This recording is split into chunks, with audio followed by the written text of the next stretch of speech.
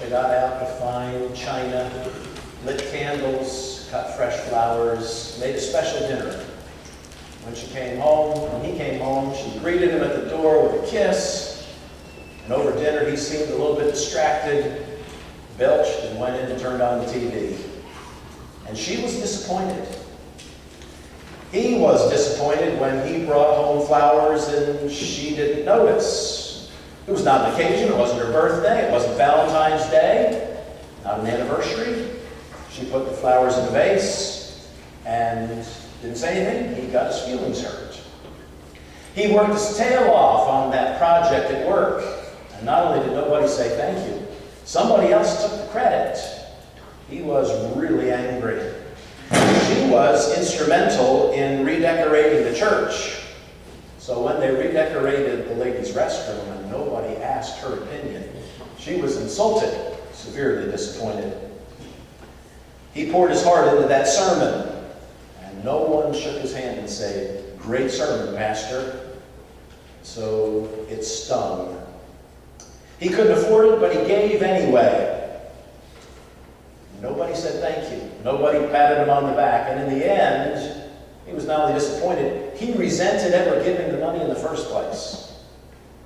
These are all ordinary people doing ordinary things. But even when we do extraordinary things, and we don't get the desired response, we are disappointed. Life seems to be one disappointment after another. We're disappointed in our job, our kids, our marriage, our church, many times our life, sometimes even God himself. But today I'd like to share with you how you can end disappointment forever. Our text today is in Mark chapter 10, beginning in verse 35. James and John were disappointed. Mark 10:35, James and John, the sons of Zebedee, came to Jesus saying, "Teacher, we want you to do for us whatever we ask." Beware someone coming and asking you a favor and not telling what the favor is. I've learned not to say okay, but saying, "What is the favor?"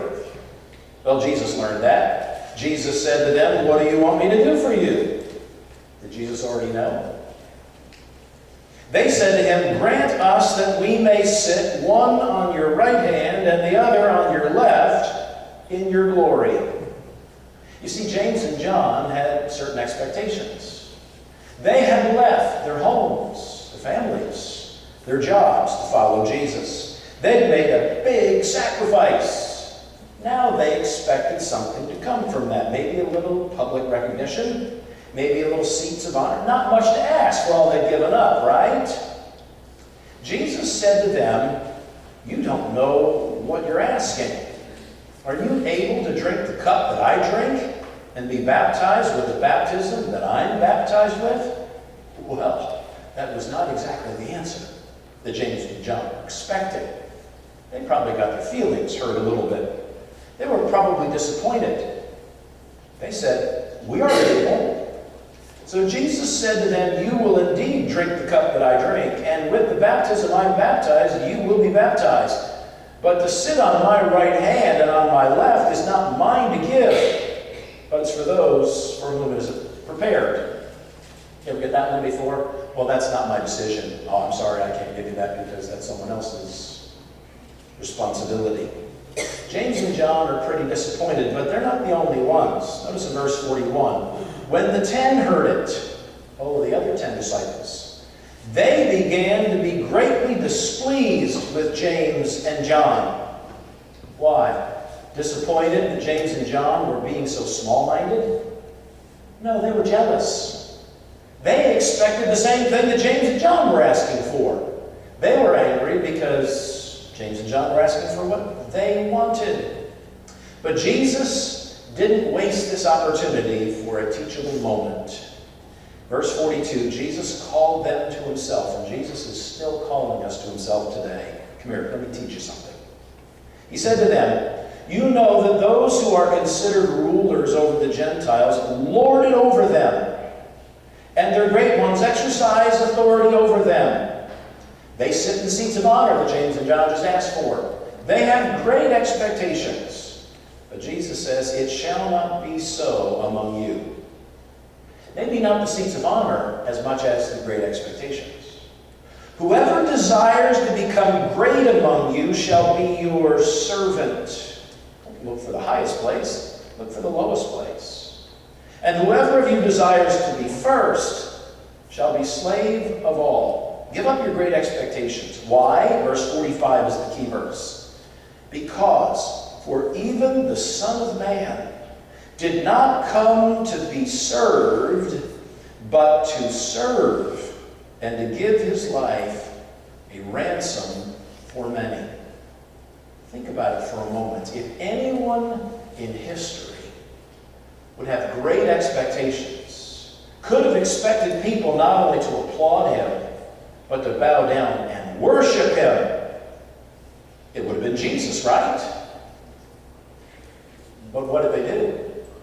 They nailed him to a cross. Do you think Jesus should have been severely disappointed? No. Jesus reveals to us here what the problem is. Expectations. You see, he expected a big raise. So when he got a little raise, he was unhappy when he got a raise. She was disappointed because she expected an expensive present. But when he couldn't afford an expensive present, she wasn't happy with the one that she got. She expected that he would be a lot more help around the home when she got pregnant. So a little bit of help she got, she wasn't happy with. He expected once they got married, it would be a celebration in the bedroom every night. And so when it was less frequent than that, he wasn't happy with what he received. He expected dinner to be on the table at 6 o'clock. So when it got on there at 6:10, he was upset instead of hungry and thankful. She expected to have a new home by their 10th anniversary. When they didn't get it till their 11th, she wasn't happy. He expected a bad cleanup in the church softball team because he was leading the league in hitting. And when he was batting 7th, he was quite angry. She expected to have the solo in the worship set, maybe in the Christmas play. When she didn't get it, she was disappointed, even though the one who got it did a great job. He expected to be nominated and elected to be class president, and was angry when he was nominated and elected as vice president. She thought she would get the promotion. She didn't, and she didn't appreciate the job she had. Here's the problem. If I expect anything, I will be satisfied with nothing. Jesus is teaching us here a lesson about life. Expectations are the problem. Expectations are the root of all disappointment. Would you like to end disappointment forever? Then what you need to do is get rid of expectations. What do you want to do first? We have 3 points this morning. Sorry, as usual. And I know what you expected. You expected me to say no expectations. Actually, no. That's what you expected. Let me disappoint you. Point number 1, give God your expectations.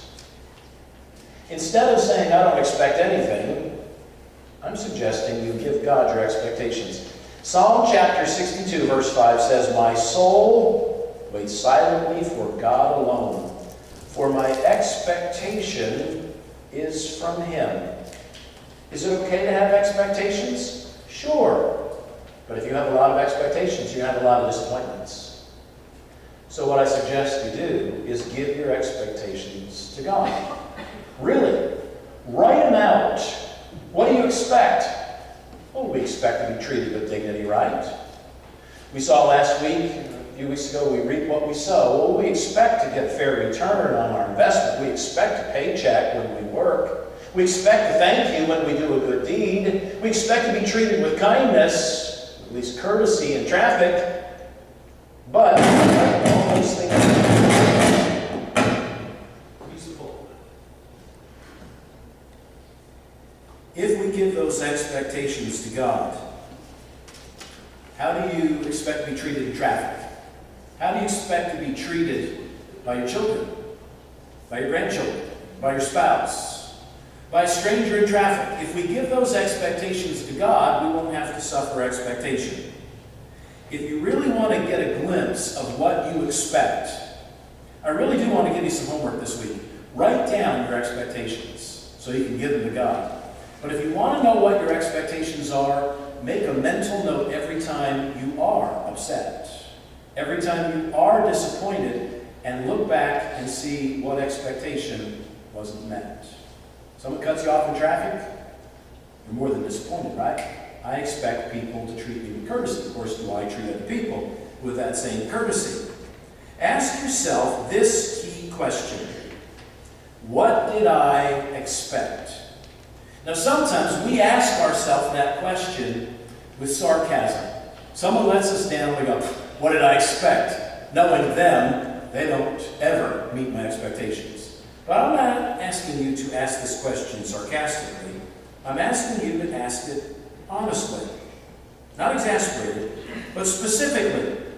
What did I expect? Did I expect perfection? I'm not perfect. Why would I expect someone else to be perfect? Take all those expectations, honest expectations, write them down in a list, and either burn them or hand them to God, put them in the offering plate, give them to God some way. If someone doesn't thank you when you give a gift, someone thanks you but doesn't give a card, someone doesn't bring you up in front of church, then you need to recognize, I expected more. Let me tell you my Rodney Dangerfield moment. You know who Rodney Dangerfield is, right? He's the comedian who says he can't get no respect. That really rubs us the wrong way. When I went to my last church, in one of my first Sundays, we had 2 services, and between the 2 services, an influential woman in the church came up to me and said, Pastor, I have a question for you. I said, great. Hope I can answer it. She said, do you have devotions? Well, I kind of took it as a joke, and so I was kidding around. Well, I try to. But then I said, no, she might take that wrong. So actually, I have them every day. And then she answered, oh, because if you do, I can't really tell. I said, excuse me? She said, I just can't tell if you spend any time with the Lord. Now, I didn't hardly know this woman. I knew her name, but I'd never really met her before. And the only thing she had to judge me by was my preaching for 2 weeks. And the fact that I took the Alpha and Omega down off the front of the church and replaced it with a cross. I kind of thought I didn't want the church to look like a sorority or a fraternity. I wanted it to look like a church. So we put a cross up there, and I found out later she was very attached to that Alpha and Omega. It had been there since she was a little girl. But she decided that I hadn't had a close walk with the Lord because I was disappointing her. Now, I'm not telling you this story to tell you that she was disappointed because she had high expectations of me, although that's almost certainly true. I want to tell you that I had expectations of being treated with a little bit more respect than that, and so I was quite hacked. I answered as best as I could, being controlled by the Holy Spirit, and said, actually, I do have devotions every day, and this morning I prayed for you and your family by name. And then I prayed about it, and said, I got to do it. I said, ma'am, what's good for the goose is good for the gander. Do you have devotions every day? And she blushed. She said, to be honest with you, I've been far from the Lord for a long time. I wanted to say, if you're not walking with the Lord, how would you recognize it whether or not I was? But I tell you that story to tell you I had to get back up in the pulpit and preach the same message again, a little bit angry, because I expected to be treated with more respect than that. The problem is my expectation. That's what James and John's problem was, right? They wanted to sit in the seat of honor. Don't you know who I am? Don't you see those letters after my name? Don't you know I'm a reverend? Haven't you seen my collar? Haven't you seen my pedigree? The problem is our expectations. Notice back in verse 45, the second thing you need to do. Okay, now second, expect nothing. Yes, give God your expectations, and keep giving God your expectations until you, number 2, expect nothing. Notice Jesus says, even the Son of Man did not come to be served. Jesus didn't expect people to wait on him hand and foot, even though he was Creator God. I define love this way. I haven't defined love for you yet, but I will do a whole message on love sometime in the near future. My definition of love is selfless giving with no expectation of return. In one word, love is giving, right? God so loved the world that he gave his only Son. If I love, I give. I give of myself. I give what I have. I give what I am. But if I give expecting something in return, is that love? No. Real love gives with no expectation of return. I give my money to the bank every time I get paid, but I don't give it because I love the bank. I expect a return, right? If I do something nice for my wife because I want her to do something nice for me, I don't love her. I'm investing in her. That's pretty cold, right? You ever heard, though, I'll scratch your back, you scratch mine? Friends, that is not love. And that's what a lot of love is based on in the world. I love you for what you do to me. No, then you don't love that person at all. I love you because of what I can do for you. So I'm telling you, if you give to anyone expecting anything in return, A, that is not love. And B, you will be disappointed. Because even if you get anything in return, it won't be enough. So that leads us to our second question. This is the really searching question. Did I come to be served? What did I expect? If we're honest, we have to admit most of the time we expect to be served. Oh, I was disappointed when that special evening didn't go the way I wanted. What I really wanted was it to serve my needs. Oh, I really wasn't getting the flowers for her. I was getting the flowers for me because I wanted to be served. Oh, I worked my tail off at work, not for the client, not for my employer, but for me, based upon what I was expecting. Oh, evidently I redecorated the church for me because I wanted the recognition. Oh, I guess I was preaching that sermon for me because I wanted the thanks and the admiration. Oh, I gave that money, not for the cause, but for me. This question really hurts because it really reveals our motives. And when we recognize most of the time we want circumstances to serve us. We're disappointed when it rains because we want the weather to serve us. Doesn't the Lord know I had a softball game? Well, maybe the farmer was praying for rain. His livelihood counted on it. We want the weather. We want traffic. We want other people to serve us. That's what we expect. It's not just expectations that are the problem. It is selfish expectations. Let me try and explain it this way. I want to talk to you about the optimist on the airplane. Now, I am an optimist. I'm perhaps the most optimistic person you'll ever meet. I always see the sunshine. I always see the half full glass. But I want to talk to you about the dangers of optimism. The optimist on the airplane cannot win. No matter what happens, he's going to be disappointed. Why? Because he expects to make it safely. He expects to make it to his proper destination, not land in the wrong airport, to make it on time, and to make it in a nice, smooth, not a bumpy ride.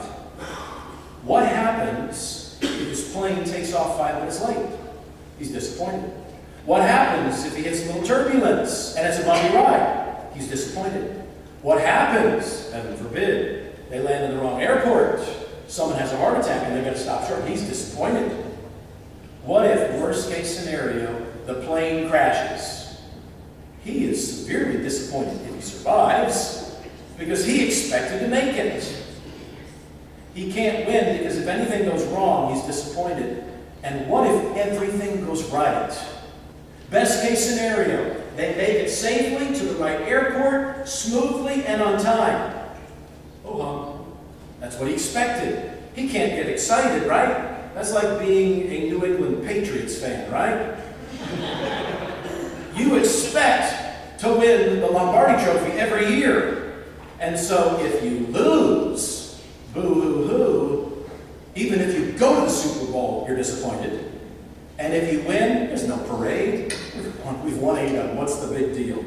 We've lost track. You can't win, right? Now, I am not saying this morning that you should not be optimistic in life, especially if you're a Christian. Are you a believer in God? I know something exciting is about to happen because I know God. And He wants to do great things if we are ready for Him. But when you expect success, when you expect life to serve you, when you assume it, you take the joy out of it when it comes, and you find disappointment when it doesn't, at least not in the way you thought. Even if it's exactly what you expected, you can't enjoy it. And so, heaven forbid, you don't get what you expected and you are devastated. James and John expected seats of honor in heaven.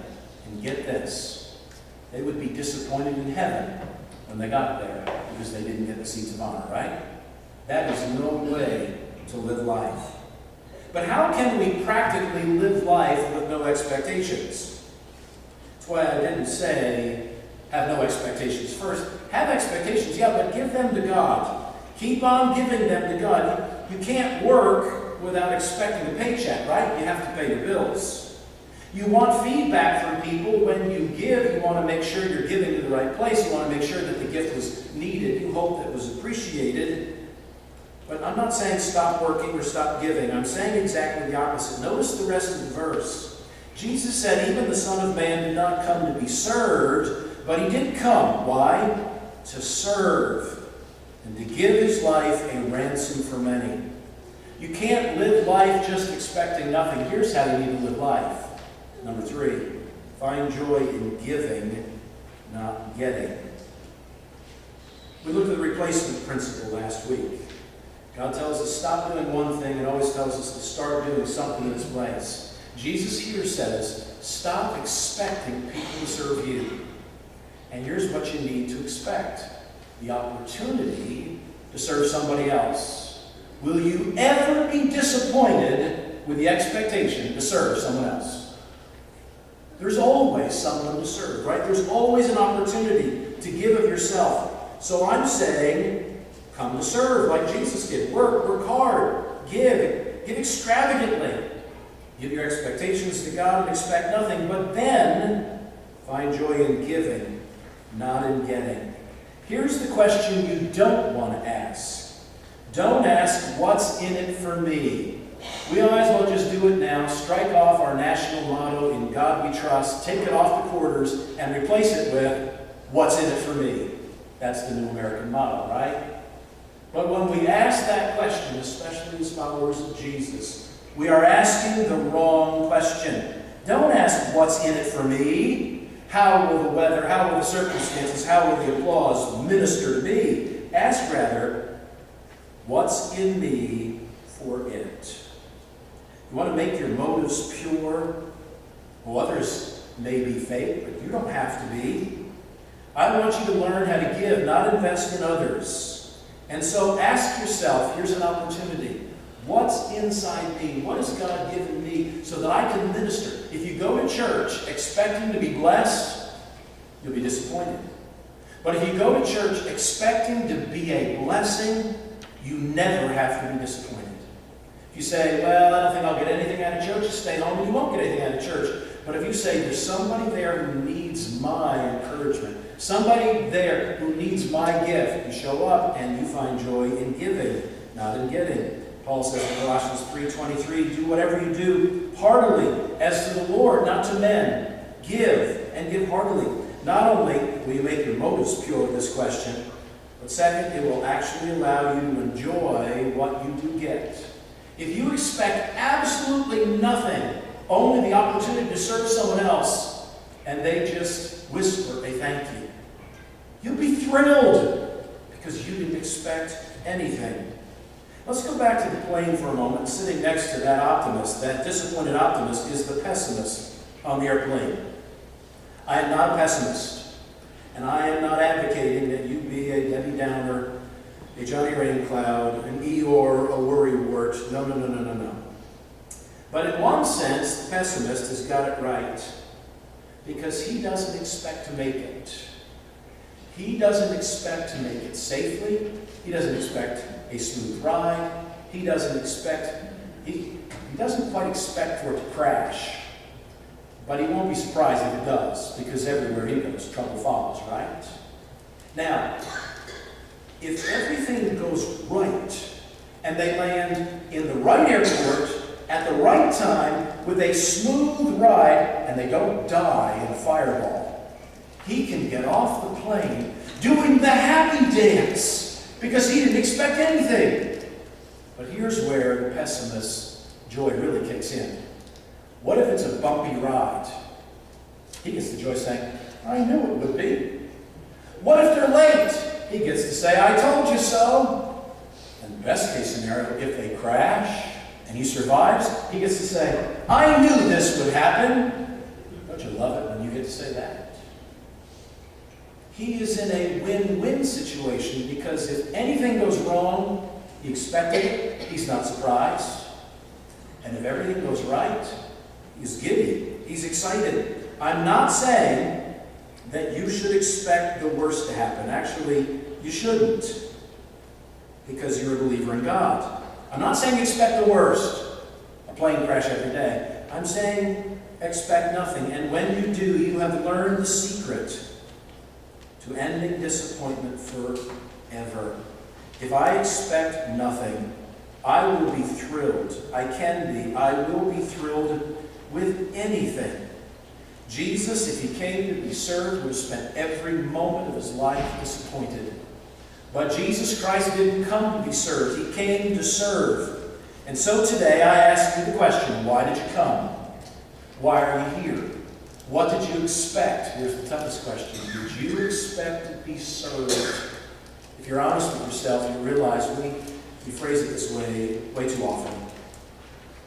So if you slave over that meal and your spouse is so tired, they don't sweep you up in their arms and carry you off to the bedroom, they just say thank you with a tired smile. You can be thrilled with that. If you get a peck on the cheek for those flowers, be thrilled with that. Expecting nothing. If you get passed on that promotion, you can take joy in having a job and maybe in everybody knowing that you did all the work. If you get a small raise, you don't have to be disappointed that it wasn't larger. You can be glad you got a job and that you got a little bit more, and it'll come in handy. If he helps you a little bit around the house, more than he did before, you can say thank you and be appreciative and not disappointed. This, my friends, is how to end disappointment forever. If you have no expectations to go unmet, by definition, you can't be disappointed. And actually, you can be deliriously happy with what you do get. But even if you get nothing, you can be happy, because if the only thing you expect is an opportunity to serve someone else, that opportunity is always there. And it is better to give than it is to receive, isn't it? Isn't giving its own reward? You can learn to live the life of Christ himself, who did not come to be served, but to serve, and to give his life a ransom for many. Jesus gave his life for you.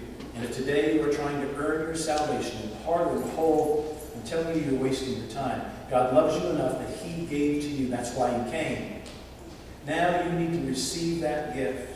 And when we receive that gift, we are overflowing with gratitude, and we want to give back to God. How can we give back to God? The only way you can serve God is by serving his children. By turning around and looking for someone else to serve. And if you look for that this morning, you will never be disappointed. Let's pray. Lord, thank you for giving to us. Thank you for coming not to be served, but to serve. We thank you that you died for every one of us, and I pray that today, if there's anyone here who's never trusted in Christ as their Savior, that today they would come to an end of themselves, their self-sufficiency, their pride, their rebellion to you, and receive your gift of salvation as it was freely offered at Calvary's cross. Pray that today they would surrender their heart to you, and in faith say, Lord, I believe that you died on the cross for my sins. Come into my heart and life, forgive my sins, and make me the person you want me to be. Lord, for those of us who are your children, Lord, I pray that today we would surrender to you not only our eternities, but our lives, And today we give to you our expectations. May we be honestly able to say at the end of this day, Lord, I expect nothing. I give you all my expectations. I don't expect to be treated with love or respect. If I am, I'll be forever grateful. I just expect the opportunity to serve you by serving others. Lord, make us servants. And in becoming servants, take away our disappointment. We don't want to live that way the rest of our lives. Lord, fulfill us. Give us joy in giving, not in getting. For in Christ's name we pray. Amen. We're going to sing together, "O Master, let me walk with thee." If you'd like to come down here to pray with someone, receive the Lord your Savior, talk to someone about baptism, church membership. If you'd like to come down and pray, Cameron and I will be down here. We'd love to talk to you and pray with you.